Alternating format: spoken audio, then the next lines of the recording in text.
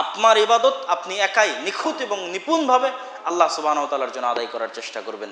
আপনার এক ইবাদতের সাথে আর 10 জনের সম্পদ মিলিত হবে, 10 জনের নিয়ত মিলিত হবে, এটার কি প্রয়োজন?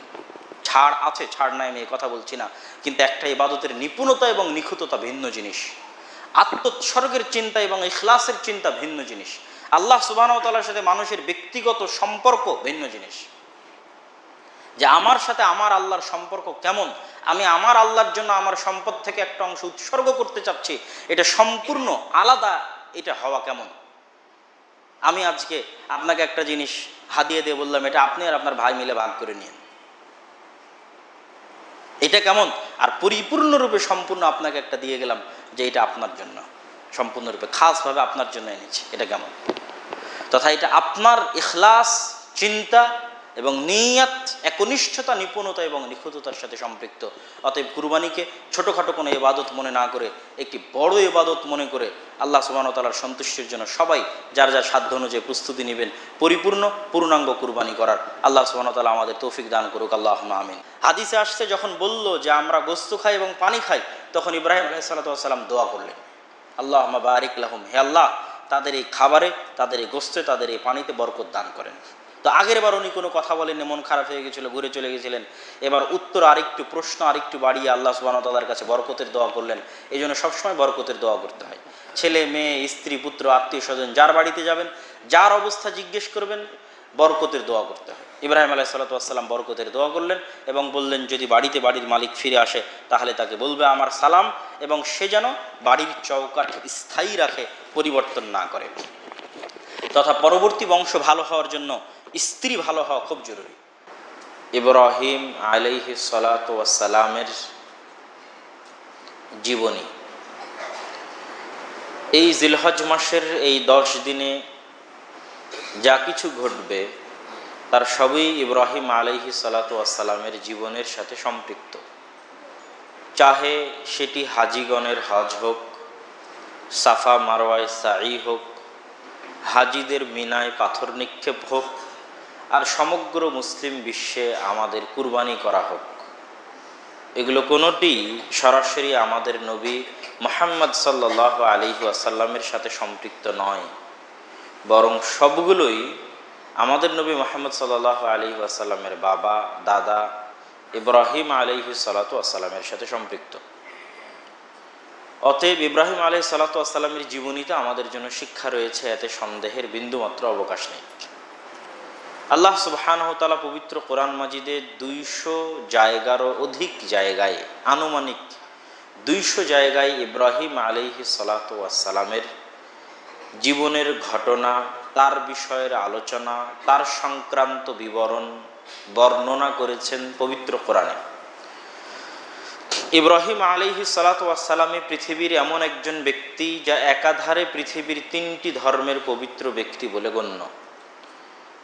ইহুদিদের নিকটে মহান ব্যক্তি হিসেবে গণ্য, খ্রিস্টানদের নিকটে মহান ব্যক্তি হিসেবে গণ্য, মহান নবী হিসেবে গণ্য, মুসলমানদের নিকটেও মহান ব্যক্তি এবং মহান নবী হিসেবে গণ্য। তথা চলমান পৃথিবীর 90% মানুষ, যেহেতু পৃথিবীর অধিকাংশ মানুষ খ্রিস্টান ধর্মের অনুসারী, দ্বিতীয় বৃহত্তম ধর্মের অনুসারী মুসলমানেরা, আর ইহুদিদের কথা তো আমরা জানি, তথা বৌদ্ধ এবং হিন্দু বাদ দিলে পৃথিবীর 90%-এরও কাছাকাছি মানুষের নিকটে সম্মানিত এবং শ্রদ্ধেয় ব্যক্তি হচ্ছে ইব্রাহিম আলাইহিস সালাতু ওয়াস সালাম। এবং আশ্চর্যের বিষয় হচ্ছে, ইহুদিরাও দাবি করে তারা ইব্রাহিম আলাইহিস সালাতু ওয়াস সালামের অনুসারী, খ্রিস্টানেরাও দাবি করে তারা ইব্রাহিম আলাইহিস সালাতু ওয়াস সালামের অনুসারী, আমরাও দাবি করি আমরা মিল্লাতে ইব্রাহিমের প্রকৃত অনুসারী। তথা ইব্রাহিম আলাইহিস সালাতু ওয়াস সালামের সম্মান এবং মর্যাদা নিয়ে কোনো দ্বিমত নেই। নামের উচ্চারণে পার্থক্য থাকতে পারে, ইব্রাহিমকে তারা আব্রাহাম হিসেবে ডাকে, আমরা ইব্রাহিমকে ইব্রাহিম হিসেবে ডাকি। এবং ইব্রাহিম আলাইহিস সালাতু ওয়াস সালামের বংশগণের মধ্যেই যে নবুয়ত সীমাবদ্ধ থাকবে, এ বিষয়েও 3টি ধর্ম একমত। এবং 3টি ধর্মের ধর্মীয় গ্রন্থেই ইব্রাহিম আলাইহিস সালাতু ওয়াস সালামের 2 সন্তানের কথা উল্লেখ আছে। ইব্রাহিম আলাইহিস সালাতু ওয়াস সালামের সন্তান ইসহাক এবং ইব্রাহিম আলাইহিস সালাতু ওয়াস সালামের সন্তান ইসমাঈল, এই 2 জনের কথা পৃথিবীর 3টা ধর্মীয় গ্রন্থেই উল্লেখ আছে এবং 3টা ধর্মের মানুষই বিশ্বাস করে তার 2 জন সন্তান ছিল। মতভেদের জায়গা হচ্ছে বনু ইসরাইলেরা, ইহুদি এবং খ্রিস্টানেরা মনে করে আল্লাহর একমাত্র দয়াপ্রাপ্ত, আল্লাহর একমাত্র রহমতপ্রাপ্ত হচ্ছে সারার সন্তান ইসহাক আলাইহিস সালাতু ওয়াসসালাম। হাজেরার সন্তান ইসমাইল আল্লাহ সুবহানাহু ওয়া তাআলার দয়াপ্রাপ্ত এবং রহমতপ্রাপ্ত নয়, নাউযুবিল্লাহ। এই জন্য ইসমাইলের বংশে কোনো নবী আসতে পারে এই বিষয়ে তাদের চিন্তা এবং তাদের বিশ্বাস নাই। ফলত তারা আরবে আগমন করা ইসমাইল আলাইহিস সালাতু ওয়াসসালামের বংশে আমাদের নবী মুহাম্মদ সাল্লাল্লাহু আলাইহি ওয়াসাল্লামকে মানার জন্য প্রস্তুত নয়। তো আমরা ইব্রাহিম আলাইহিস সালাতু ওয়াসসালামের জীবনী কোরআনের আলোকে এবং হাদিসের আলোকে বর্ণনা দেওয়ার চেষ্টা করব ইনশাআল্লাহ। আল্লাহ সুবহানাহু ওয়া তাআলা পবিত্র কোরআন মাজিদে বলেন, ইন্নাল্লাহা আস্তাফা আদামা ওয়া নূহা ওয়া আলা ইব্রাহিম ওয়া আলা ইমরান আলাল আলামিন। আল্লাহ সুবহানাহু ওয়া তাআলা সমগ্র পৃথিবীর মধ্যে শ্রেষ্ঠত্ব দিয়েছেন আদমকে, সমগ্র পৃথিবীর মধ্যে শ্রেষ্ঠত্ব দিয়েছেন নূহকে, সমগ্র পৃথিবীর মধ্যে শ্রেষ্ঠত্ব দিয়েছেন ইব্রাহিম এবং তার পরিবারকে। আমাদের নবী মুহাম্মদ সাল্লাল্লাহু আলাইহি ওয়াসাল্লাম ইব্রাহিমের পরিবারের অন্তর্ভুক্ত। তো কোরআনের এই আয়াতে আল্লাহ সুবহানাহু ওয়া তাআলা স্পষ্ট করে দিচ্ছেন যে তিনি ইব্রাহিম এবং তার বংশধরদেরকে সমগ্র পৃথিবীর মধ্যে শ্রেষ্ঠত্ব দিয়েছেন। আল্লাহ সুবহানাহু ওয়া তাআলা কোরআন মাজিদের আরেক আয়াতে বলেন, ইন্না ইব্রাহিমা কানা উম্মাতান কানিতান লিল্লাহ হানিফাও ওয়া লাম ইয়াকু মিনাল মুশরিকিন। ইব্রাহিম হচ্ছে আল্লাহর অনুগত উম্মত। একজন ব্যক্তিকে আল্লাহ উম্মত হিসেবে ঘোষণা করে দিয়েছেন পবিত্র কোরআনে, একজন ব্যক্তি এক পুরো উম্মত, তিনি হচ্ছে ইব্রাহিম আলাইহিস সালাতু ওয়াসসালাম। যেহেতু তার সময় তিনি একাই ঈমানদার ছিলেন, একমাত্র তাওহীদের অনুসারী ব্যক্তি ছিলেন, তথা হকের ওপর যদি একজন ব্যক্তিও থাকে সে একাই উম্মত। তো হকের উপর ইব্রাহিম আলাইহিস সালাতু ওয়াসসালাম একাই ছিলেন, আল্লাহ তাকে উম্মত হিসেবে ঘোষণা করছেন যে আল্লাহর অনুগত উম্মত।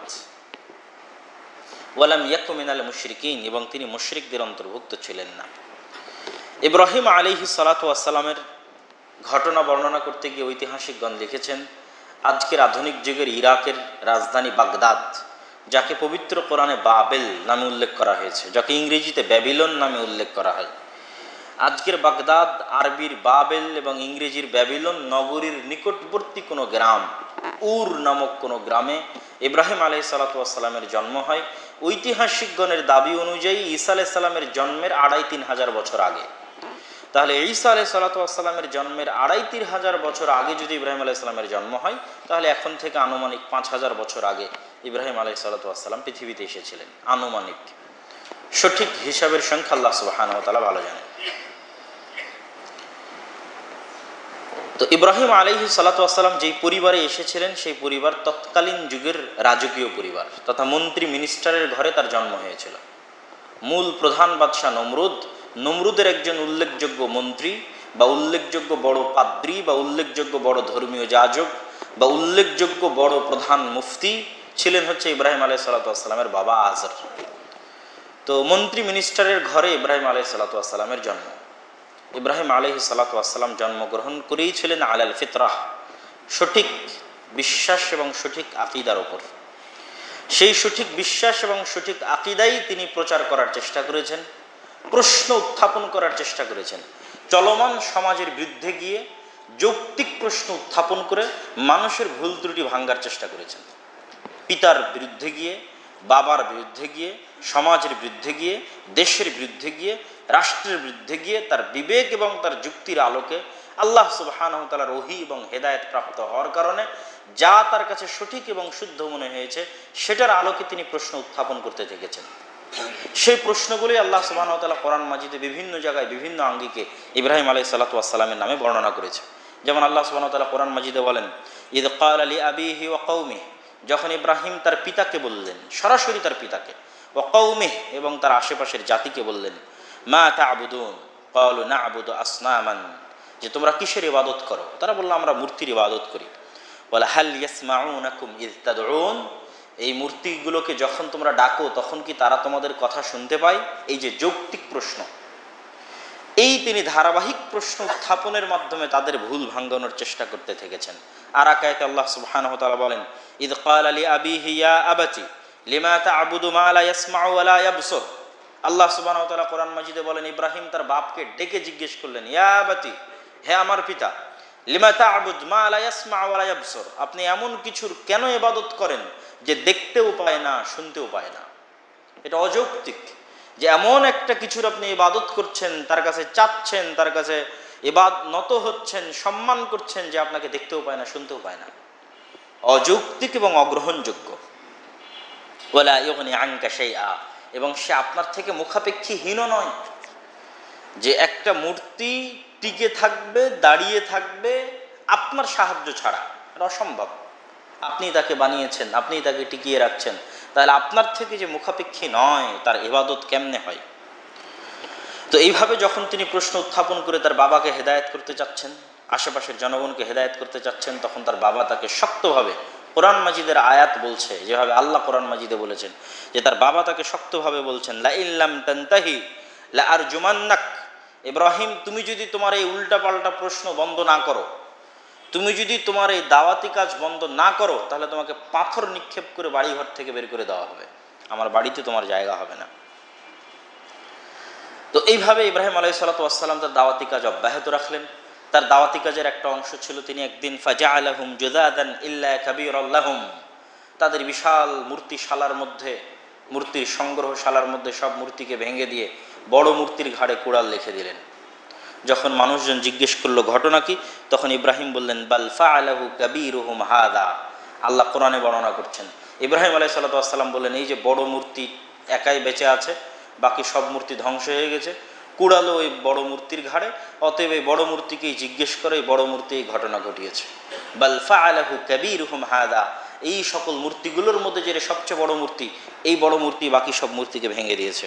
ফাসআলুহুম ইন কানু ইয়ানতিকুন, অতএব তোমরা হয় এই বড় মূর্তিকে জিজ্ঞেস করো, আর না হয় যে মূর্তিগুলো ভেঙে পড়ে আছে তাদেরকে জিজ্ঞেস করো যে কে তোমাদেরকে ভাঙলো। যদি তারা কথা বলতে পারে, যদি তাদের কথা বলার সক্ষমতা থাকে। এটাও ইব্রাহিম আলাইহিস সালাতু ওয়াস সালাম তাদেরকে বোঝানোর জন্য, যে যেই মূর্তিকে তোমরা ইবাদত করছো, সেই মূর্তিকে আমি নিজে হাতে ভেঙে দিয়েছি, সেই মূর্তি আমার কাছ থেকে রক্ষা পায়নি, আমার ক্ষতি, আমার অনিষ্ট থেকে নিজেকে রক্ষা করতে পারেনি, সে বলতে পারে না, নিজেকে বাঁচাতে পারে না, তাহলে কেমনে সে নিজেকে প্রভু এবং প্রতিপালক দাবি করতে পারে? কেমনে তার ইবাদত গ্রহণযোগ্য হতে পারে? আফাতা'বুদুনা মিন দুনিল্লাহ মা লা ইয়ানফাউকুম শাইয়্যান ওয়া লা ইয়াদুররুকুম, তোমরা কি এমন কিছুর ইবাদত করতে চাও, এমন কিছুর ইবাদত করাকে গ্রহণযোগ্য মনে করো, মা লা ইয়ানফাউকুম শাইয়্যান ওয়া লা ইয়াদুররুকুম, যা তোমাদের কোনো উপকার পৌঁছাতে পারে না এবং তোমাদের কোনো ক্ষতিও করতে পারে না, এবং নিজেরও কোনো উপকার পৌঁছাতে পারে না, নিজেরও কোনো ক্ষতি করতে পারে না। উফফিল লাকুম, তোমাদের জন্য হতাশা, যে তোমরা এমন কিছুর ইবাদত করছো যা নিজেকে পর্যন্ত রক্ষা করতে পারে না। ওয়ালিমা তা'বুদুনা মিন দুনিল্লাহ আফালা তা'কিলুন, তোমরা আল্লাহ ব্যতীত এমন সত্তার ইবাদত করো কেন? তোমাদের কি জ্ঞান নাই? তোমাদের কি বুদ্ধি নাই? ইব্রাহিম আলাইহিস সালাতু ওয়াস সালামের আরেকটি ঘটনা আল্লাহ সুবহানাহু ওয়া তাআলা কোরআন মাজিদে উল্লেখ করেছেন, ফালাম্মা জান্না আলাইহিল লাইলু রাআ কাওকাবান ক্বালা হাযা রাব্বি, যখন সন্ধ্যা ঘনিয়ে গিয়ে রাত ছেয়ে গেল এবং পৃথিবীর আকাশে তারকাগুলো উজ্জ্বল হয়ে উঠল, তখন ইব্রাহিম বলল, এটি হয়তো প্রতিপালক হতে পারে। ফালাম্মা আফালা ক্বালা ইন্নী লা উহিব্বুল আফিলিন, যখন সেই তারকাগুলো ডুবে গেল, তখন ইব্রাহিম আলাইহিস সালাতু ওয়াস সালাম বললেন যে আমি যারা ডুবে যায়, হারিয়ে যায়, তাদেরকে ভালোবাসি না। ফালাম্মা রাআল কামারা বাযিগান ক্বালা হাযা রাব্বি, যখন দেখলেন চন্দ্র বড় আকারে প্রস্ফুটিত, প্রজ্বলমান, বললেন এটি হয়তো পৃথিবীর প্রতিপালক হতে পারে। যখন চন্দ্র হারিয়ে গেল, তখন তিনি বললেন, আমার প্রতিপালক যদি আমাকে পথ প্রদর্শন না করে, তাহলে আমি পথভ্রষ্টদের অন্তর্ভুক্ত হয়ে যাব। তারপরে যখন দেখলেন সূর্য সকালবেলা ভয়ঙ্কর প্রতাপ এবং শক্তির সাথে উদীয়মান হচ্ছে, হাদা রব্বি হাদা আকবার, বলে এটা তো সবার চেয়ে বড়, সবার চেয়ে শক্তিশালী, সবার চেয়ে ভয়ঙ্কর, সবার চেয়ে পাওয়ারফুল এবং সবার চেয়ে বড়, অতএব এটি প্রতিপালক হতে পারে। ফালাম্মা আফালাত, যখন সূর্য ডুবে গেল, তখন তিনি কি বললেন? তখন তিনি ইন্নী বারীউম মিম্মা তুশরিকুন, হে আমার কওম, তোমরা যে শিরক করো, এই শিরক থেকে আমি নিজেকে মুক্ত ঘোষণা করছি। আমি একমাত্র তাকেই প্রতিপালক হিসেবে ঘোষণা করতে চাই, যিনি ফাতিরুস সামাওয়াতি ওয়াল আরজ, যিনি আসমান জমিন, সূর্য নক্ষত্র, চন্দ্র গ্রহ, সকল কিছুর যিনি সৃষ্টিকর্তা, যিনি আড়াল থেকে সকল কিছুকে পরিচালনা করছেন। এই আসমানের আড়ালে, এই জমিনের আড়ালে, এই সূর্য নক্ষত্র এবং চন্দ্রের আড়ালে আরেকজন সর্বশক্তিমান আছে, যিনি এগুলো সব কিছুকে কন্ট্রোল করছেন, নিয়ন্ত্রণ করছেন। আমি একমাত্র তারই ইবাদত করতে চাই, তার সামনেই নত হতে চাই, সেই অদৃশ্য সত্তার ইবাদত করতে চাই, তিনি প্রতিপালক, তিনি প্রকৃত রব্বুল আলামিন। আরও একটি ঘটনা আল্লাহ সুবহানাহু ওয়া তাআলা পবিত্র কোরআন মাজিদ ইব্রাহিম আলাইহিস সালাতু ওয়াস সালামের উল্লেখ করেছেন যে তৎকালীন বাদশাহ নমরুদের সাথে এই যে মোনাজারা, দাওয়াত, যুক্তি তর্ক, তো আরেকবার মোনাজারা এবং যুক্তি তর্কের অংশগ্রহণে বাদশাহ নমরুদকে ইব্রাহিম আলাইহিস সালাতু ওয়াস সালাম বলছেন, ইদ ক্বালা ইব্রাহিম রাব্বিয়াল্লাযী ইহয়ি ওয়া ইউমীত। ইব্রাহিম বললেন, এই নমরুদ, আমার আল্লাহ মানুষকে জীবিত করতে পারে, মৃত্যু দান করতে পারে, তুমি কি পারো? তখন নমরুদ বলল, আনা উহয়ি ওয়া উমীত, আরে আমিও তো মানুষকে জীবিত করতে পারি, মৃত্যু দান করতে পারি।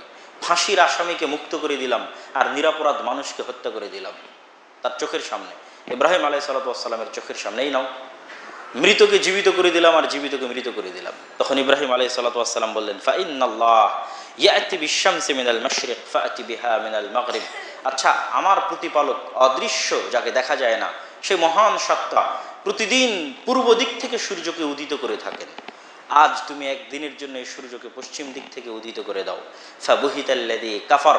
যখন এই কথা ইব্রাহিম আলাইহিস সালাতু ওয়াস সালাম বললেন, তখন নমরুদ হতভম্ব হয়ে গেল। এবং ইব্রাহিম আলাইহিস সালাতু ওয়াস সালামের যুক্তি তর্ক এবং দাওয়াতের সামনে টিকতে না পেরে তখন তারা সিদ্ধান্তে উপনীত হলো তাকে আগুনে জ্বালিয়ে দিতে হবে। কোরআন মাজিদে আল্লাহ সুবহানাহু ওয়া তাআলা বলছেন যে তারা বলতেছে, কোরআনের আয়াত, ক্বালু হাররিকুহু ওয়ানসুরু আলিহাতাকুম, আরে একে ধরো, একে বাঁধো এবং একে আগুনে জ্বালিয়ে দাও এবং তোমাদের প্রতিপালক, তোমাদের মূর্তিকে তোমরা সহযোগিতা করো, না হলে তোমাদের দিনকে এই ব্যক্তি একাই ধ্বংস করে দিবে। তখন ইব্রাহিম আলাইহিস সালাতু ওয়াস সালামকে আগুনে নিক্ষেপ করা হলো। আল্লাহ সুবহানাহু ওয়া তাআলা কোরআন মাজিদে বলছেন, কুলনা ইয়া নারু কুনি বারদান ওয়া সালামান আলা ইব্রাহিম। আমরা আগুনকে বলে দিলাম, আমি আল্লাহ আগুনকে বলে দিলাম, হে আগুন, তুমি ইব্রাহিমের জন্য ঠান্ডা, বরফ, শীতল হয়ে যাও। এবং আগুন ইব্রাহিম আলাইহিস সালাতু ওয়াস সালামের জন্য ঠান্ডা, বরফ এবং শীতল হয়ে গেল। এবং এটি অস্বাভাবিক, অগ্রহণযোগ্য, অযৌক্তিক কিছু নয়। আল্লাহ সুবহানাহু ওয়া তাআলা কোরআন মাজিদে অন্য আয়াতে বলেছেন, ইউসাব্বিহু লিল্লাহি মা ফিস সামাওয়াতি ওয়া মা ফিল আরজ। আসমান জমিন এবং তার মধ্যে যা কিছু আছে সকল কিছু আল্লাহর তাসবিহ পাঠ করে, সকল কিছুই আল্লাহ সুবহানাহু ওয়া তাআলা তাসবিহ পাঠ করে। আমার এই জামা, এই দেওয়াল, এই ইট, এই পাথর, এই পাখা, সব কিছু। এবং কেন এটা অযৌক্তিক নয়? এই জামা যেখান থেকে তৈরি হয়েছে, যে সুতা থেকে তৈরি হয়েছে, ওই সুতা কোনো তুলা ছিল, সেই তুলা তো কোনো গাছের সাথে সম্পৃক্ত ছিল, আর আপনি দেখতে পাচ্ছেন যে গাছের জীবন আছে, গাছ বড় হচ্ছে। আমি হয়তো যেই দেওয়াল দিয়ে, যে ইট দিয়ে মাটি দেওয়াল তৈরি করেছি, ছাদ ঢালাই দিয়েছি, সেই ইট কোথাও মাটি আকারে ছিল, আর মাটিতে আপনি দেখতে পাচ্ছেন যে মাটির রূহ আছে, প্রাণ আছে, জীবন আছে। মাটিতে কিছু বপন করলে সেখান থেকে গাছ বের হয়। তো ওই মাটি থেকে তুলে নিয়ে আগুনে পুড়িয়ে আজ দেওয়াল বানানো হয়েছে, তাই সে আল্লাহর তাসবিহ পাঠ করতে পারবে না, এটা অসম্ভব। ওই গাছ থেকে তুলা নিয়ে এসে সুতা বানিয়ে আজ জামা বানানো হয়েছে, তাই এই জামা আল্লাহর তাসবিহ পাঠ করতে পারবে না, এটা অসম্ভব। মানুষ এই পৃথিবীতে যা কিছু ব্যবহার করছে সব কিছুর মূল আল্লাহর সৃষ্টি, আমরা পরিবর্তন করে সেটাকে ব্যবহার করছি, কিন্তু প্রত্যেকটা জিনিসের মূল হচ্ছে আল্লাহর সৃষ্টি। সরাসরি সরাসরি আল্লাহ সুবহানাহু ওয়া তাআলার সৃষ্টি, হয় মাটি, না হয় পানি, না হয় আগুন, সরাসরি আল্লাহ সুবহানাহু ওয়া তাআলার সৃষ্টি। আর সরাসরি আল্লাহ সুবহানাহু ওয়া তাআলার সৃষ্টি আল্লাহর ইবাদত করে, আল্লাহর তাসবিহ পাঠ করে। অতএব আল্লাহ আগুনকে বলবেন ঠান্ডা হওয়ার জন্য, আগুন হবে না, এটা অসম্ভব।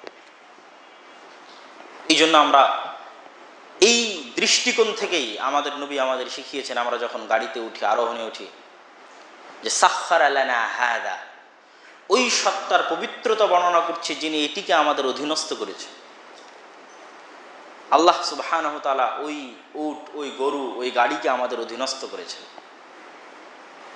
আর মূল কন্ট্রোল আল্লাহ সুবহানাহু ওয়া তাআলার হাতে। সম্মানিত উপস্থিতি, ইব্রাহিম আলাইহিস সালাতু ওয়াস সালামকে যখন আগুন দিয়ে জ্বালিয়ে ধ্বংস করা গেল না, তখন ইব্রাহিম আলাইহিস সালাতু ওয়াস সালামের বাবা তাকে তার বাড়ি থেকে বের করে দেওয়ার সিদ্ধান্ত নিলেন। এবং ইব্রাহিম আলাইহিস সালাতু ওয়াস সালামকে যখন বাড়ি থেকে বের করে দেওয়া হলো, তখন তিনি এবার ইরাকের ব্যাবিলন, বাগদাদ থেকে হিজরত করে কোথায় গেলেন? আজকের জেরুজালেম, আজকের ফিলিস্তিন, আজকের ইসরায়েল, যেখানে আগুন জ্বলতেছে দাউ দাউ করে, লক্ষ লক্ষ, হাজার হাজার মানুষকে হত্যা করা হচ্ছে, সেই পবিত্র মাটিতে আশ্রয় নিলেন। আল্লাহ সুবহানাহু ওয়া তাআলা নিজে কোরআন মাজিদে বলছেন, ওয়ানাজ্জাইনাহু ওয়া লূতান ইলাল আরদিল্লাতী বারাকনা ফীহা লিল আলামিন। আর আমি আল্লাহ ইব্রাহিমকে আশ্রয় দিয়েছি, বাঁচিয়ে আশ্রয় দিয়েছি। কেন? ইরাকে তাকে হত্যা করা হতো, মারা হতো, প্রহার করা হতো। তো ইরাকের বাগদাদ থেকে তার বাবা এবং ষড়যন্ত্রকারীদের ষড়যন্ত্র থেকে বাঁচিয়ে আশ্রয় দিয়েছি ইব্রাহিমকে, আর লুতকে আশ্রয় দিয়েছি। ইব্রাহিম এবং লুত আলাইহিস সালাতু ওয়াস সালাম সমকালীন। লুত আলাইহিস সালাতু ওয়াস সালাম ছিলেন জর্ডান অঞ্চলে, আর ইব্রাহিম আলাইহিস সালাতু ওয়াস সালাম ছিলেন ইরাকের অঞ্চলে। তো লুত আলাইহিস সালাতু ওয়াস সালামের কওমকে তো আল্লাহ শহর উল্টিয়ে দিয়ে ধ্বংস করেছেন, তাহলে লুত আলাইহিস সালামকেও তো আশ্রয় দিচ্ছেন, কেননা ওনার শহরই তো ধ্বংস করে দেওয়া হয়েছে। তাহলে এই দুই নবীকে আমি একত্রে আশ্রয় দিয়েছি, ইলাল আরদিল্লাতি বারাকনা ফিহা লিল আলামিন, ওই মাটিতে, যেই মাটিতে আমি সমগ্র পৃথিবীর মানুষের জন্য বরকত রেখেছি। কোরআনের আয়াত, সেটি হচ্ছে জেরুজালেমের মাটি, মসজিদ আকসার মাটি, তার আশেপাশের অঞ্চলের মাটি। যখন ইব্রাহিম আলাইহিস সালাতু ওয়াস সালামকে তার হিজরত সম্পূর্ণ হওয়ার মাধ্যমে এখানে আশ্রয় দেওয়া হলো, তারপরে ইব্রাহিম আলাইহিস সালাতু ওয়াস সালাম কোনো এক দুর্ভিক্ষের সময় ঐতিহাসিকদের বর্ণনা অনুযায়ী তার স্ত্রী সারা আলাইহা সালাতু ওয়াস সালামকে সঙ্গে নিয়ে মিশর যাচ্ছিলেন।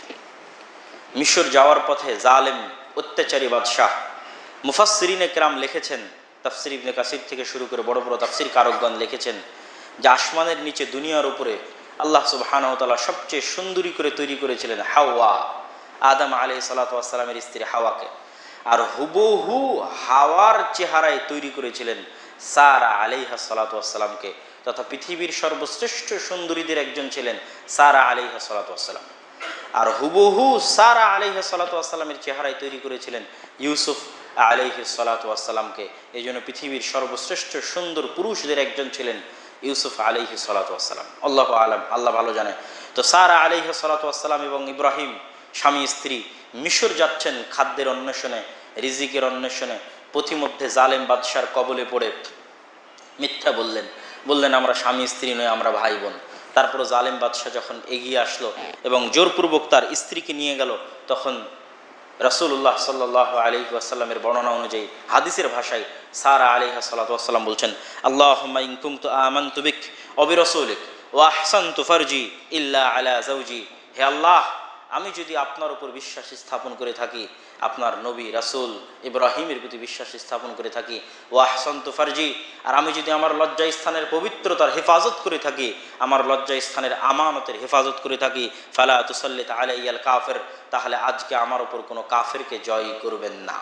সারা আলাইহিস সালাতু ওয়াস সালাম সালাতের মাধ্যমে, ওযুর মাধ্যমে এই দোয়া যখন আল্লাহ সুবহানাহু ওয়া তাআলার নিকটে করলেন, হাদিসে এসেছে ফাগুত্তা হাত্তা রাকাদা বিরিজলিহি, দাঁড়িয়ে থাকা অবস্থায় সে ধপাস করে মাটিতে পড়ে গেল এবং তার পুরো শরীর অবশ এবং প্যারালাইজ হওয়ার মতো হয়ে গেল। তখন সে পুনরায় সারাকে বলছে, তুমি আল্লাহর কাছে দোয়া করে আমাকে সুস্থ করে দাও। সারা আলাইহিস সালাতু ওয়াস সালাম আল্লাহর কাছে দোয়া করলেন, আল্লাহ তাকে সুস্থ করে দিলেন। সে পুনরায় তার ওয়াদা ভঙ্গ করে, সে ওয়াদা করেছিল আমি আর তোমার ক্ষতি করব না, আমাকে বাঁচিয়ে দাও, কিন্তু পুনরায় সে তার ওয়াদা ভঙ্গ করে আবারও সারা আলাইহিস সালাতু ওয়াস সালামের দিকে যখন এগিয়ে যায়, তিনি আবারও আল্লাহ সুবহানাহু ওয়া তাআলার নিকটে দোয়া করেন। সে আবারও ওই রকম প্যারালাইজড এবং অবশ হয়ে মাটিতে পড়ে যায়। আবার সারা আলাইহিস সালাতু ওয়াস সালামকে বলে, আমার ভুল হয়ে গেছে, আমি আর তোমার ক্ষতি করব না, তুমি আমাকে বাঁচিয়ে দাও। তখন তিনি আবারও দোয়া করেন। পরপর তিনবার এই ঘটনা ঘটে। তিনবার ঘটার পর বাদশাহ পরিষ্কার বুঝতে পারে আমি যার সামনে দাঁড়িয়ে আছি সে এমন এক মহিষী নারী, যার মুখ দিয়ে দোয়া উচ্চারণ হলে আল্লাহ সুবহানাহু ওয়া তাআলা সাথে সাথে বাস্তবায়ন করে। আল্লাহু আকবার। যে উচ্চারণ হওয়া মাত্র আল্লাহ সুবহানাহু ওয়া তাআলা বাস্তবায়ন করে, একবার নয়, দুইবার নয়, তিনবার। তখন সে সত্যি সত্যি তার কাজ থেকে বিরত থেকে গেল এবং ব্যাপক পরিমাণে হাদিয়া, তোহফা, স্বর্ণ মুদ্রা, ধন সম্পদ এবং তার নিকটে থাকা মহিলা এবং স্ত্রীগণের মধ্যে সবচেয়ে সুন্দরী একজন নারী হাজেরা আলাইহা সালাতু ওয়াস সালামকে হাদিয়া হিসেবে ইব্রাহিম এবং সারার সাথে পাঠিয়ে দিলেন। ইব্রাহিম আলাইহিস সালাতু ওয়াস সালাম হাজেরা আলাইহিস সালাতু ওয়াস সালামকে বিবাহ করলেন দ্বিতীয় স্ত্রী হিসেবে। এতদিন যাবৎ ইব্রাহিম আলাইহিস সালাতু ওয়াস সালামের কোনো সন্তান হয়নি, কিন্তু প্রথম সন্তান আল্লাহ সুবহানাহু ওয়া তাআলা তাকে হাজেরা আলাইহা সালাতু ওয়াস সালামের গর্ভে দান করলেন। পবিত্র কোরআনে রব্বি হাবলি মিনাস সালিহিন ফাবাশশারনাহু বিগুলামিন হালিম। যখন ইসমাঈল আলাইহিস সালাতু ওয়াস সালামের জন্ম হলো, এটি হচ্ছে প্রথম সন্তান ইব্রাহিম আলাইহিস সালাতু ওয়াস সালামের। আল্লাহ সুবহানাহু ওয়া তাআলা ভালো জানে তাদের অন্তরের মধ্যে কোনো পরিবর্তন হয়েছিল কিনা। স্বাভাবিক, যেহেতু মানুষ, সেহেতু যিনি প্রথম স্ত্রী তার যদি সন্তান না হয় আর দ্বিতীয় স্ত্রীর সন্তান হয়, তো প্রথম স্ত্রীর মধ্যে মনে কিছু তৈরি হতেই পারে। আল্লাহু আলাম, আল্লাহ ভালো জানেন। আল্লাহ সুবহানাহু ওয়া তাআলা ইব্রাহিম আলাইহিস সালাতু ওয়াস সালামকে আদেশ দিলেন তার সন্তান ইসমাঈল এবং তার স্ত্রী হাজেরাকে তার প্রথম স্ত্রী সারা থেকে দূরে 1500-1600 কিলোমিটার দূরে মক্কায় রেখে আসতেন। আজকের ফিলিস্তিনের জেরুজালেম থেকে মক্কা প্রায় 1500 থেকে 1600 কিলোমিটার দূরত্বে। আর এই 1500-1600 কিলোমিটার পথ ইব্রাহিম আলাইহিস সালাম পায়ে হেঁটে, হয়তো কোনো সর্বোচ্চ উটের সহযোগিতা নিতে পারেন বা ঘোড়ার সহযোগিতা নিতে পারেন, এই লম্বা 1500-1600 কিলোমিটার পথ তিনি তার স্ত্রী হাজেরা এবং তার সন্তান ইসমাইল আলাইহিস সালামকে রাখতে গেলেন মক্কায়। নির্জন মরুভূমিতে রেখে আসছেন। আল্লাহ সুবহানাহু ওয়া তাআলা কোরআন মাজিদেও বলেছেন নির্জন, আল্লাহর নবী হাদিসেও বলেছেন নির্জন। দুটোই আমি উল্লেখ করব। যখন রেখে আসতেছেন তখন হাজেরা আলাইহিস সালাম বলছেন, আইনা তাযহাব ইয়া ইব্রাহিম ওয়া তাতরুকনা বিহাদাল ওয়াদি আল্লাযী লাইসা ফীহি ইনসুন ওয়ালা শাই। হে ইব্রাহিম, আপনি কোথায় চলে যাচ্ছেন? এটা হাদিসের ইবারত। আর এমন জায়গায় রেখে যাচ্ছেন যেখানে কোনো মানুষ, পশু পাখি, জীব জন্তু, জানোয়ার, গাছপালা কিছুই নাই। এবং এখনও যদি আপনি আরব বিশ্বের মরুভূমির মধ্যে চলেন তাহলে 2, 10, 50, 100, 500 কিলোমিটারের মধ্যে কিছুই চোখে পড়বে না। তাহলে অবশ্যই এটা অস্বাভাবিক কিছু নয় যে তৎকালীন মক্কায় ওই জায়গায় যেখানে হাজেরা এবং ইসমাইলকে রেখে আসা হচ্ছিল তখন আশেপাশের 500, 600, 1000 কিলোমিটারের মধ্যে কোনো মানুষজন, জীব জন্তু, জানোয়ার, পশু পাখি কিছুই ছিল না। এবং আল্লাহ সুবহানাহু ওয়া তাআলা কোরআন মাজিদে উল্লেখ করেছেন, সেটিও বলবো। তো ইব্রাহিম আলাইহিস সালাম তার স্ত্রীর দিকে ফিরেই তাকাচ্ছিলেন না। লা ইয়ালতাফিত ইলাইহা, তিনি রেখে দিয়ে চলে যাচ্ছেন, কিছু বলেনও না, ফিরেও তাকান না। তখন হাজেরা আলাইহিস সালাম তাকে জিজ্ঞেস করছেন, আল্লাহ আমারাক, আপনি যে আমাদেরকে এই নির্জন মরুভূমিতে রেখে যাচ্ছেন, এটা কি আল্লাহ আপনাকে আদেশ করেছে? আল্লাহর আদেশে কি আপনি আমাদেরকে এখানে রেখে যাচ্ছেন? তখন ইব্রাহিম আলাইহিস সালাম বললেন, নাম, হ্যাঁ, আল্লাহর আদেশে আমি তোমাদেরকে এখানে রেখে যাচ্ছি। তখন হাজেরা বললেন, ইদান লা ইউদাইয়ুনাল্লাহ, যদি আল্লাহর আদেশে এখানে রেখে গিয়ে থাকেন তাহলে এই নির্জন মরুভূমিতে আমাদেরকে আল্লাহই রক্ষা করবেন ইনশাআল্লাহ। কত শক্তিশালী ঈমান থাকলে, শক্তিশালী বিশ্বাস থাকলে, আল্লাহর উপর ভরসা থাকলে একজন মহিলা নির্জন মরুভূমিতে তার ছোট্ট একটি বাচ্চা নিয়ে এভাবে থেকে যেতে পারে এবং আল্লাহ সুবহানাহু ওয়া তাআলার উপর ভরসা করতে পারে। ইব্রাহিম আলাইহিস সালাম যখন তার স্ত্রী এবং তার ছেলেকে আড়াল হয়ে গেল, চোখের আড়াল হয়ে গেল, তখন তিনি এবার হাত উঠিয়ে আল্লাহর কাছে দোয়া করছেন, রব্বানা ইন্নী আসকানতু মিন যুররিয়্যাতি বিওয়াদিন গায়রা যী যারইন ইনদা বাইতিকাল মুহাররম। হে আল্লাহ, আমি আমার স্ত্রী এবং আমার সন্তানকে এমন নির্জন মরুভূমিতে রেখে যাচ্ছি যেখানে কোনো চাষবাস, আবাদ, গরু ছাগল মহিষ, ক্ষেত খামার কিছুই নাই, মানুষজন কিছু নাই। ইনদা বাইতিকাল মুহাররম, যেখানে আপনার পবিত্র ঘর আছে। রব্বানা লিয়ুকিমুস সালাহ, আমার পরবর্তী বংশধর যেন সালাত প্রতিষ্ঠা করে। ফাজআল আফইদাতাম মিনান নাস তাহদি ইলাইহিম, আল্লাহ দুনিয়ার মানুষের অন্তরকে আপনি যেখানে আমার স্ত্রী আর সন্তানকে রেখে দিলাম সেই দিকে করে দেন। দুনিয়ার মানুষ যেন এই দিকে আসে, এই অঞ্চল আবাদ করে, ওয়ারযুকহুম মিনাস সামারাত, এবং তাদের খাদ্যের ব্যবস্থা করে দেন। এবং আরও এক আয়াতে, পবিত্র কোরআনের আরও এক আয়াতে ইব্রাহিম আলাইহিস সালাম দোয়া করলেন, হে আল্লাহ, আমার এই সন্তানের বংশে আপনি এমন এক নবী প্রেরণ করেন যেই নবী তাদেরকে আপনার কিতাব পাঠ করে শোনাবে, তাদের অন্তরকে পবিত্র করবে, তাদের হিকমা শিক্ষা দিবে। এমন একজন নবী আমার এই সন্তান, যে সন্তানকে এখানে রেখে যাচ্ছে, তার বংশে আপনি প্রদান করবেন। এই দোয়াও ইব্রাহিম আলাইহিস সালাম করলেন। এই বলে তিনি বিদায় নিলেন। এবং মোট ইব্রাহিম আলাইহিস সালাম হাদিসের ভাষা অনুযায়ী, হাদিসের ধারা বিবরণ অনুযায়ী 4 থেকে 5 বার জেরুজালেম থেকে মক্কার মধ্যে যাতায়াত করেছেন। একবার তিনি তার ছেলেকে রেখে গেলেন, আর একবার আসলেন কুরবানি করার জন্য, যেটি আমাদের ইবাদত। আর একবার আসলেন কিন্তু ছেলের সাথে সাক্ষাৎ হয়নি। আর একবার এসেছেন, ছেলের সাথে সাক্ষাৎ হয়নি। পঞ্চমবার এসেছেন, ছেলের সাথে সাক্ষাৎ হয়েছে এবং কাবাঘর তৈরি করেছেন। 5 বার ইব্রাহিম আলাইহিস সালাম এই 1600 কিলোমিটার পথ যাতায়াত করেছেন। সম্মানিত উপস্থিতি, তো যখন রেখে চলে যাওয়া হলো,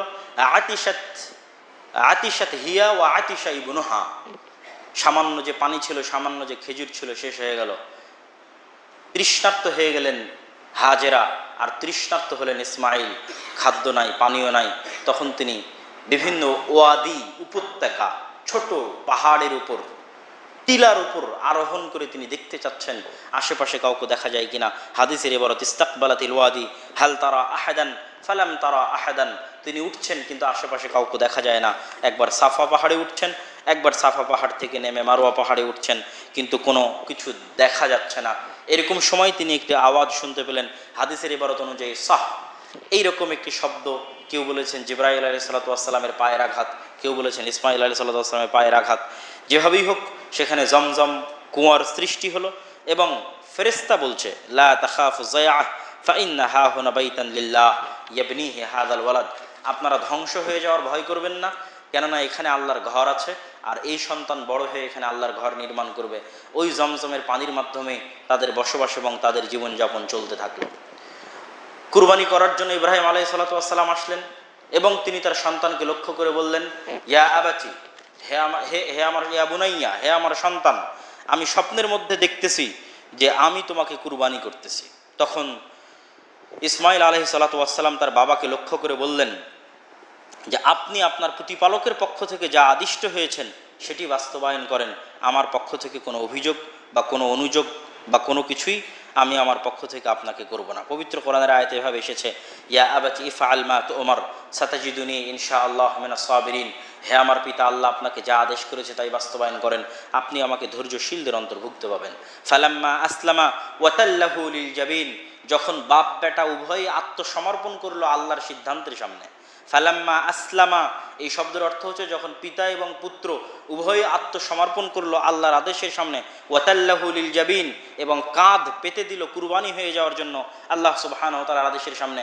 ওয়ানাদাইনাহু আইয়া ইব্রাহিম ক্বাদ সাদ্দাকতা রুইয়া ইন্না কাযালিকা নাজজিল মুহসিনিন, তখন আমি আল্লাহ ডাক দিয়ে বললাম, হে ইব্রাহিম, তুমি তোমার স্বপ্নকে সত্য বাস্তবায়ন করেছো, আমার আদেশকে বাস্তবায়ন করেছো। ইন্না কাযালিকা নাজজিল মুহসিনিন, এইভাবেই যারা ইহসানের সাথে, নিখুঁততা, নিপুণতার সাথে আল্লাহর আদেশের বাস্তবায়ন করে তাদেরকে আমরা প্রতিদান দিয়ে থাকি। ইন্না হাযা লাহুয়াল বালাউল মুবিন, এটা তোমার জন্য পরীক্ষা ছিল। ওয়া ফাদাইনাহু বিযিবহিন আযীম, এই পরীক্ষায় তুমি পাশ করেছো, তোমার সন্তানকে কুরবানি করতে হবে না। ফাদাইনাহু বিযিবহিন আযীম, তোমার সন্তানকে আমি মুক্ত ঘোষণা করে দিলাম আরেকটি বড় কুরবানির বিনিময়ে। দুম্বা হোক, যে প্রাণী হোক, সেই প্রাণীর কুরবানির মাধ্যমে তোমার সন্তানের জীবনকে মুক্ত ঘোষণা করে দিলাম, তুমি তোমার পরীক্ষায় পাশ করেছো। এই সেই কুরবানি, যেই কুরবানি আমরা করব 10 দিন পর। এটি মূলত আল্লাহ সুবহানাহু ওয়া তাআলার সিদ্ধান্তের সামনে পিতা এবং পুত্রের একনিষ্ঠ আত্মসমর্পণের নিদর্শন। যে আল্লাহ সুবহানাহু ওয়া তাআলা কিছু বলছেন সেটি মানার ক্ষেত্রে কোনো দ্বিধা এবং কোনো সংকোচ নাই।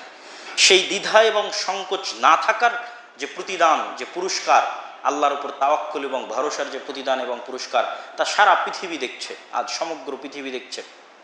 হাজার হাজার লক্ষ লক্ষ মানুষ হজ করার জন্য গেছে। পৃথিবীর সর্বশ্রেষ্ঠ মানুষ মুহাম্মদ সাল্লাল্লাহু আলাইহি সাল্লাম পর্যন্ত সাফা মারওয়া পাহাড়ে দৌড়িয়েছে। লক্ষ লক্ষ মানুষ মিনায় পাথর নিক্ষেপ করবে। পৃথিবীর কোটি কোটি মানুষ কুরবানি করবে। পৃথিবীর 90%-এরও অধিক ধর্মের অনুসারী মানুষ ইব্রাহিম এবং তার পরিবারকে সম্মানিত মনে করে। এই যে প্রতিদানগুলো আল্লাহ সুবহানাহু ওয়া তাআলা দিয়েছেন, এটি হচ্ছে ইব্রাহিমের ইখলাস, তার পরিবারের ইখলাস। সারা প্রথম স্ত্রীর তাকওয়া পরহেজগারিতা দেখলেন জালেম বাদশার সামনে। দ্বিতীয় স্ত্রীর তাকওয়া পরহেজগারিতা দেখছেন নির্জন মরুভূমিতে, মক্কার মাটিতে, আল্লাহর উপর ভরসা, আল্লাহর উপর আস্থার মাধ্যমে। অতএব পুরো পরিবারটাই পৃথিবীর সবচেয়ে আদর্শ পরিবার। বাবা হিসেবে পৃথিবীর সবচেয়ে আদর্শ বাবা ইব্রাহিম আলাইহিস সালাতু ওয়াস সালাম। স্ত্রী হিসেবে পৃথিবীর সবচেয়ে আদর্শ স্ত্রী ইব্রাহিমের 2 স্ত্রী সারা এবং হাজেরা। সন্তান হিসেবে পৃথিবীর সবচেয়ে আদর্শ সন্তান ইব্রাহিমের 2 সন্তান ইসহাক এবং ইসমাইল। তাদের পুরো পরিবারটাই আল্লাহ সুবহানাহু ওয়া তাআলার সিদ্ধান্তের সামনে, আল্লাহ সুবহানাহু ওয়া তাআলার আদেশের সামনে আল্লাহ ভরসা, ইখলাস, তাওয়াক্কুল, আস্থা, প্রত্যেকটা ক্ষেত্রে তারা পৃথিবীর সর্বোচ্চ স্তর অতিক্রম করেছিল। পৃথিবীর সর্বোচ্চ স্তর অতিক্রম করার কারণে আল্লাহ তাদের এই পরিবারকে এমনভাবে কবুল করেছেন। আল্লাহ সুবহানাহু ওয়া তাআলা নিজে কোরআন মাজিদে বলছেন যে আমি নবুয়তকে ইব্রাহিমের বংশে সীমাবদ্ধ করে দিয়েছি। ইব্রাহিমের পরে আর পৃথিবীতে কোনোদিন নবী ইব্রাহিমের বংশের বাইরে আসবে না। তারপরে ইব্রাহিম আলাইহিস সালাতু ওয়াস সালাম তৃতীয়বার জেরুজালেম থেকে মক্কায় গেলেন। গিয়ে সন্তানকে খুঁজতেছেন, সন্তানকে পাচ্ছেন না।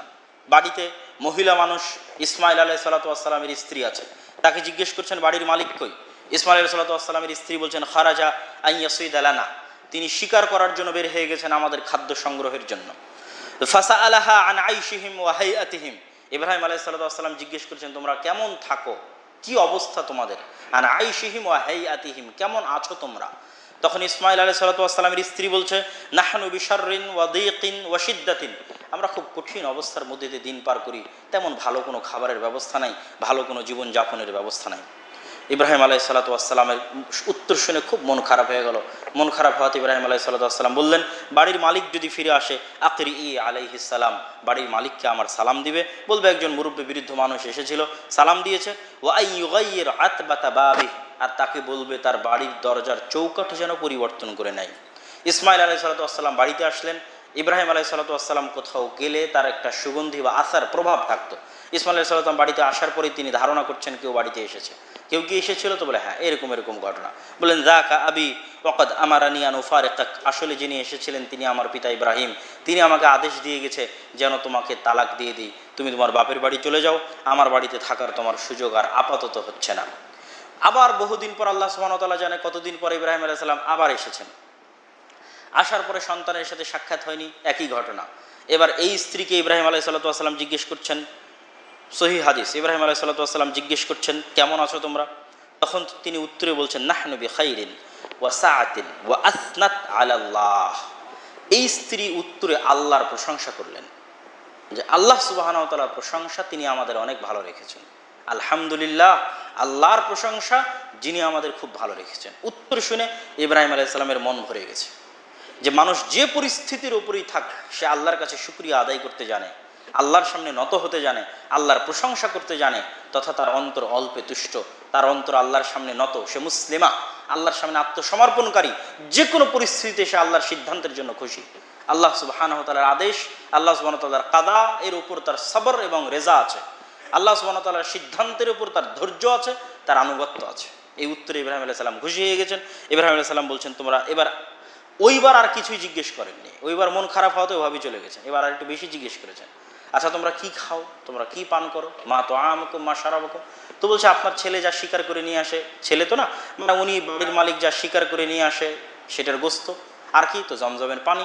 বলে ঠিক আছে, বাড়ির মালিক যখন আসবে তখন তাকে, তখন ধরো হাদিসে আসছে যখন বলল যে আমরা গোস্ত খাই এবং পানি খাই, তখন ইব্রাহিম আলাইহিস সালাম দোয়া করলেন, আল্লাহুম্মা বারিক লাহুম, হে আল্লাহ তাদের এই খাবারে, তাদের এই গোস্তে, তাদের এই পানিতে বরকত দান করেন। তো আগের বার উনি কোনো কথা বলেননি, মন খারাপ হয়ে গেছিল, ঘুরে চলে গেছিলেন। এবার উত্তর আরেকটু, প্রশ্ন আরেকটু বাড়িয়ে আল্লাহ সুবহানাহু ওয়া তাআলার কাছে বরকতের দোয়া করলেন। এই জন্য সবসময় বরকতের দোয়া করতে হয়। ছেলে মেয়ে, স্ত্রী, পুত্র, আত্মীয় স্বজন যার বাড়িতে যাবেন, যার অবস্থা জিজ্ঞেস করবেন, বরকতের দোয়া করতে হয়। ইব্রাহিম আলাইহিস সালাম বরকতের দোয়া করলেন এবং বললেন যদি বাড়িতে বাড়ির মালিক ফিরে আসে তাহলে তাকে বলবে আমার সালাম, এবং সে যেন বাড়ির চৌকাঠ স্থায়ী রাখে, পরিবর্তন না করে। তথা পরবর্তী বংশ ভালো হওয়ার জন্য স্ত্রী ভালো হওয়া খুব জরুরি। মুহাম্মদ সাল্লাল্লাহু আলাইহি ওয়াসাল্লামের পরবর্তী বংশে আগমনের জন্য ইব্রাহিমের সন্তান ইসমাইলের স্ত্রীর ভালো হওয়া খুবই জরুরি। সম্মানিত উপস্থিতি, এরপরে পঞ্চমবার ইব্রাহিম আলাইহিস সালাম আসলেন। যেই পঞ্চমবারের কথা আল্লাহ সুবহানাহু ওয়া তাআলা কোরআন মাজিদে বলেছেন, ওয়াইদ ইয়ারফাউ ইব্রাহিমুল কাওয়াইদা মিনাল বাইত ওয়া ইসমাঈল রব্বানা তাকাব্বাল মিন্না ইন্নাকা আনতাস সামিউল আলিম। যখন ইব্রাহিম এবং ইসমাঈল মিলে আল্লাহ আদেশ দিলেন যে এবার ঘর তৈরি করতে হবে, নূহ আলাইহিস সালামের বন্যার সময় হারিয়ে যাওয়া চিহ্নের উপর, ফেরেশতাদের দেখানো আলামতের উপর, এরিয়ার উপর ইব্রাহিম আলাইহিস সালাম এবং তার সন্তান ইসমাইল আল্লাহর ঘর তৈরি করতে লাগলেন, যেই ঘরই হচ্ছে কাবা, যার বর্ণনা আল্লাহ পবিত্র কোরআনে এভাবে দিয়েছেন, ওয়াইদ ইয়ারফাউ ইব্রাহিমুল কাওয়াইদা মিনাল বাইত। মূল ভিত্তির উপর যখন ইব্রাহিম এবং ইসমাইল ওই ঘর উঠাতে লাগলেন, তখন তারা দোয়া করতে লাগলেন, রব্বানা তাকাব্বাল মিন্না, হে আল্লাহ আমরা এই যে কাজ করছি, এই কাজ একমাত্র আপনার সন্তুষ্টির জন্য করছি, এই কাজকে আপনি কবুল করেন। সম্মানিত উপস্থিতি, সেই কাবায় আমরা যাই, সেই কাবামুখী হয়ে মসজিদ তৈরি হয়ে আছে, যে মসজিদে আমরা দাঁড়িয়ে আছি। পৃথিবীর হাজার হাজার লক্ষ কোটি মসজিদ তৈরি হয়ে আছে, সেই কাবাতে হাজিগণ অবস্থান করছে, সেই কাবাতে হাজিগণ হজ সম্পূর্ণ করবে, তাওয়াফ করবে। ওই সাফা মারওয়া পাহাড়ি তারা দৌড়াবে, ওই মিনার প্রান্তরে তারা প্রস্তর নিক্ষেপ করবে, আর ওই দিনেই আমরা আমাদের কুরবানি সম্পন্ন করব। অতএব এই পুরো ইবাদতগুলো সবগুলোই ইব্রাহিম আলাইহিস সালামের জীবনীর সাথে সম্পৃক্ত। তো পবিত্র জিলহজ মাসের এই 10 দিন পৃথিবীর শ্রেষ্ঠতম 10 দিন।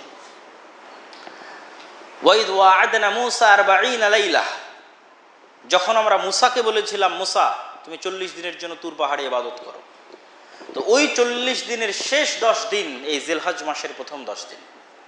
মূসা আলাইহিস সালামের তুর পাহাড়ে ইবাদতের 40 দিনের শেষ 10 দিন জিলহজ মাসের প্রথম 10 দিন। তো এই জিলহজ মাসের প্রথম 10 দিন রমাজানের দিনের চাইতেও শ্রেষ্ঠ। মোটামুটি মুফাসসিরিনে কেরাম, মুহাদ্দিসিনে ইজাম একমত যে পৃথিবীর শ্রেষ্ঠ রাত রমাজানের শেষ 10 রাত। তবে পৃথিবীর শ্রেষ্ঠ দিন এই আজ রাতের পর থেকে যে দিনগুলো আসবে, এই দিনগুলো রমাজানের চাইতেও শ্রেষ্ঠ দিন জিলহজ মাসের প্রথম 10 দিন।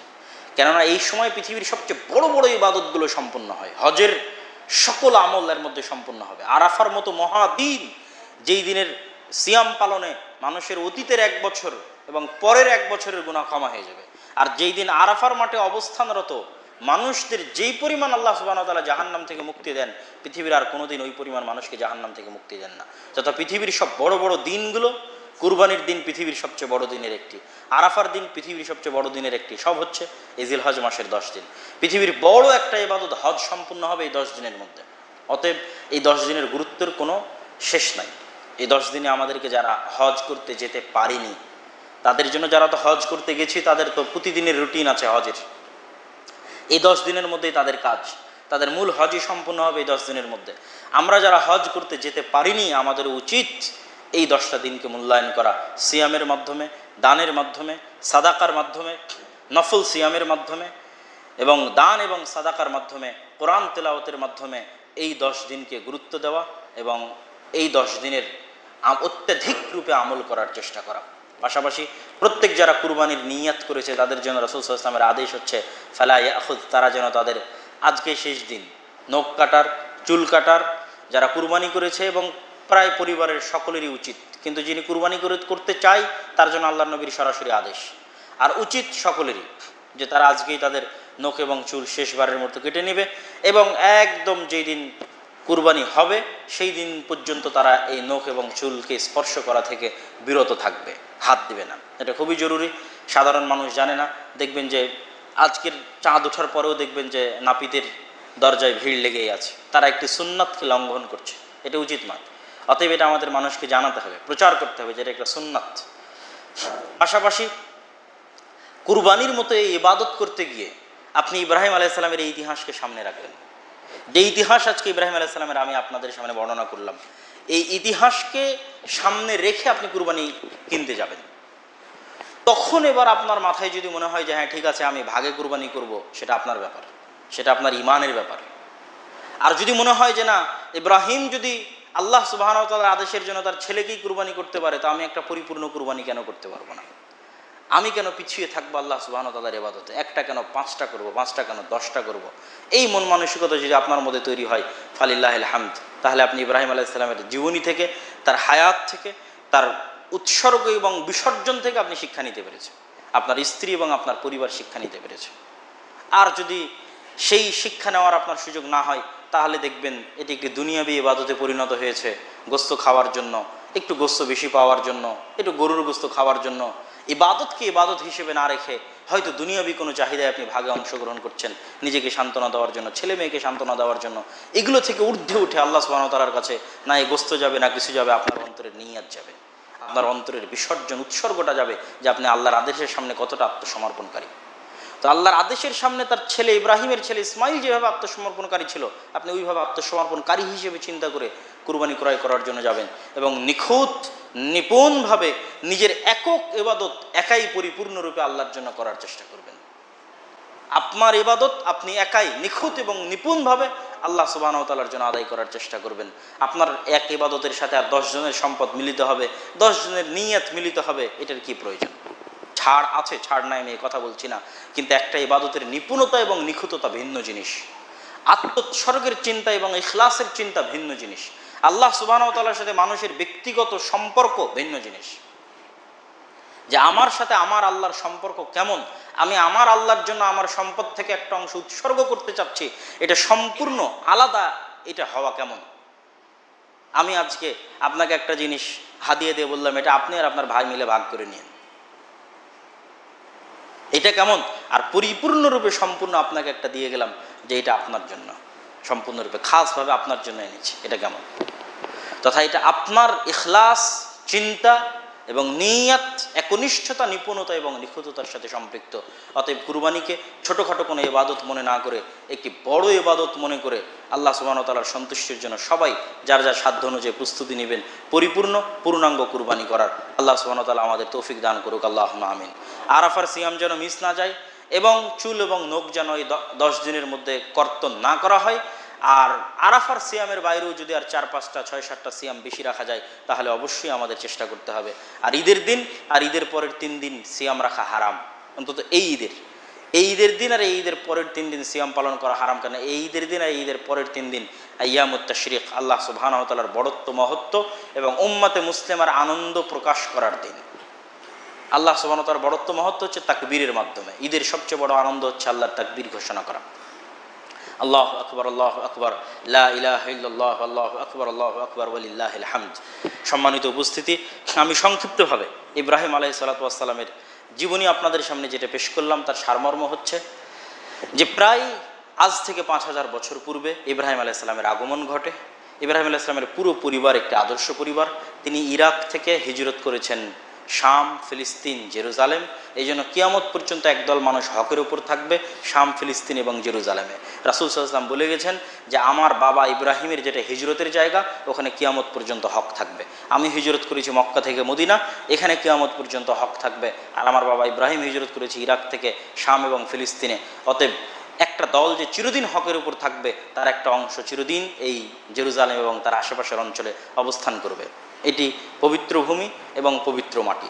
আর ইব্রাহিম আলাইহিস সালামের পরে বড় বড় নবীরা এখানে এসেছেন। ইব্রাহিমের ছেলে ইসহাক, ইসহাকের ছেলে ইয়াকুব, ইয়াকুবের ছেলে ইউসুফ, ইউসুফের পরে মুসা, মুসার সাথে হারুন, মুসা এবং হারুনের পরে দাউদ, সুলাইমান, দাউদ সুলাইমানের পরে জাকারিয়া, ইয়াহইয়া এবং ঈসা আলাইহিস সালাতু ওয়াস সালাম, এবং মধ্যেখানে আইয়ুব থেকে শুরু করে আরও যত নবী বানু ইসরাইলের আছে, সকল নবীর মূল মার্কাজ ছিল এই জেরুজালেম। এবং তারপরে আমাদের নবী মুহাম্মদ সাল্লাল্লাহু আলাইহি ওয়াসাল্লাম, ইব্রাহিম আলাইহিস সালামের আরেক সন্তান ইসমাইল আলাইহিস সালাতু ওয়াস সালাম থেকে আবুল আরব, আরবদের পিতা।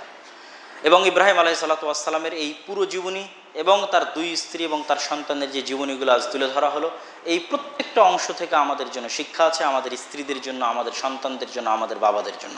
আল্লাহ সুবহানাহু ওয়া তাআলা এই শিক্ষাগুলো যেন আমাদের অনুসরণ করার, বুঝার এবং আমল করার তৌফিক দান করে, আল্লাহুম্মা আমিন। আমাদের সকলকে যেন ইব্রাহিম আলাইহিস সালামের মতো পরিপূর্ণ তাওহীদপন্থী, পরিপূর্ণ একনিষ্ঠ ইখলাসপন্থী, তার সন্তানদের, তার স্ত্রীদের মতো আল্লাহ সুবহানাহু ওয়া তাআলার উপর একচ্ছত্র ভরসাকারী, আস্থা স্থাপনকারী এবং আল্লাহ সুবহানাহু ওয়া তাআলার যে কোনো আদেশের সামনে আত্মোৎসর্গকারী, বিনা বাক্য ব্যয়ে যেন আল্লাহ সুবহানাহু ওয়া তাআলা আমাদের কবুল করে, আল্লাহুম্মা আমিন।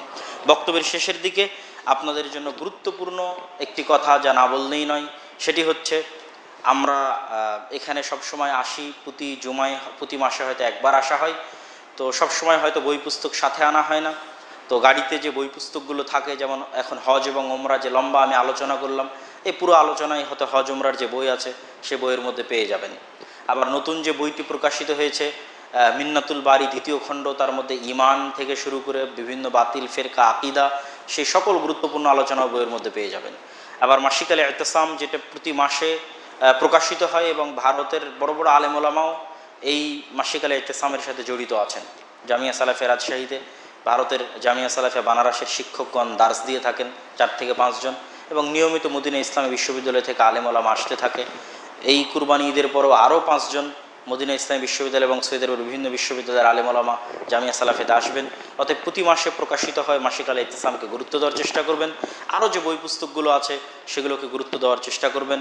এবং মসজিদ ভিত্তিক দিন শিক্ষা, যেগুলো নিয়ে আমরা কাজ করছি, মক্তব, মক্তবের সিলেবাস, ওসমানী কায়দা, আদর্শ শিক্ষা, ছোট বাচ্চাদেরকে এই ঘটনাগুলো জানানোর জন্য আমাদের আদর্শ শিক্ষা নামে একটি বই আছে। জানি না আজকে বইটি পাওয়া যাবে কিনা। এই বইগুলোকে মূল্যায়ন করার চেষ্টা করবেন। আবার বিভিন্ন যে দোয়ার যে ক্যালেন্ডারগুলো সেগুলোও পাবেন, এগুলোকে মূল্যায়ন করার চেষ্টা করবেন। আল্লাহ সুবহানাহু ওয়া তাআলা আপনাদের কবুল করুক এবং আমাদের এই খুতবার প্রতি আমল করার তৌফিক দান করুক, আল্লাহুম্মা আমিন।